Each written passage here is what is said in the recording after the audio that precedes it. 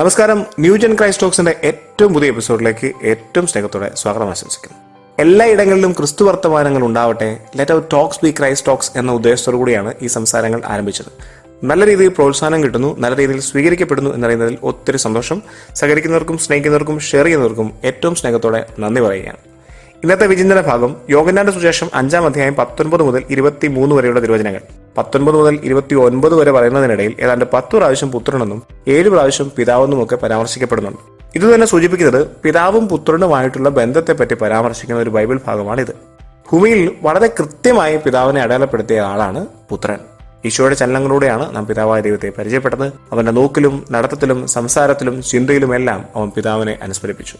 ഭൂമിയിൽ ദൈവസാന്നിധ്യം എന്താണെന്ന് മനസ്സിലാക്കി തന്ന ഇമ്മാനുവൽ, ദൈവം നമ്മോട് കൂടെയായിരുന്ന പുത്രനാണ് പിതാവുമായുള്ള ബന്ധത്തെ നമുക്ക് ഏറ്റവും ഭംഗിയായി പരിചയപ്പെടുത്തിയത്. ചങ്ങാതി വരെ ഒരു പൊളിറ്റിക്കൽ ലീഡറിനെ കാത്തിരുന്നവരുടെ ഇടയിലേക്കാണ് ഈ രക്ഷകൻ പിറന്നു വീഴുന്നത്. തങ്ങളെ വലിയ ബന്ധനത്തിൽ നിന്ന് രക്ഷിക്കുന്ന, ആയുധങ്ങളെടുത്ത് പോരാടുന്ന ഒരു രക്ഷകനെയാണ് കാലം പ്രതീക്ഷിച്ചിരുന്നത്.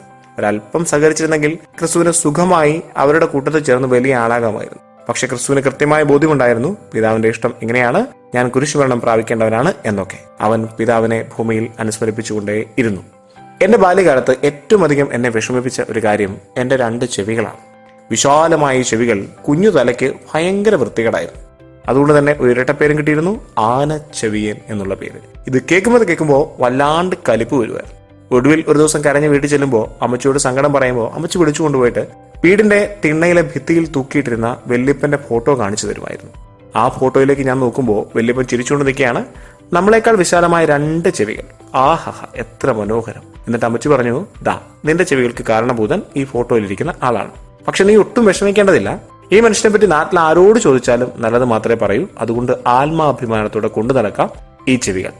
ചങ്ങാതിമാരെ, തലമുറകളിൽ നിന്ന് തലമുറകളിലേക്ക് ജനിതക മുദ്രകൾ കൈമാറ്റം ചെയ്യപ്പെടും. നീ നന്നായി ജീവിച്ച് കടന്നുപോയ ഒരാളാണെങ്കിൽ ഭാവി തലമുറ നിന്റെ ജനിതക മുദ്രകളെ അഭിമാനത്തോടെ കൊണ്ടു നടക്കും.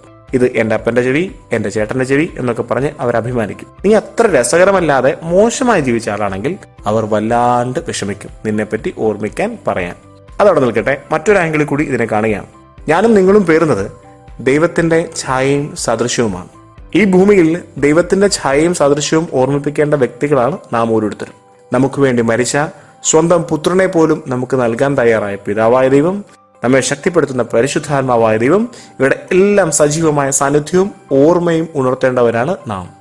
ദൈവത്തിന്റെ ജനിതക മുദ്രകൾ പേർന്ന നമുക്ക് ആത്മാഭിമാനത്തോടെ ഈ ഭൂമിയിൽ ദൈവത്തിന്റെ പുത്രനാണ്, പുത്രിയാണ് എന്ന് പറഞ്ഞ് ജീവിക്കാൻ സാധിക്കണം.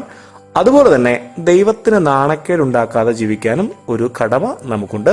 അതുകൊണ്ട് ചെല്ലുന്ന ഇടങ്ങളിലെല്ലാം ദൈവത്തെ ഓർമ്മിപ്പിക്കാം, ദൈവത്തിന് നാണക്കേടുണ്ടാക്കാതിരിക്കാം. This is RJ father signing of.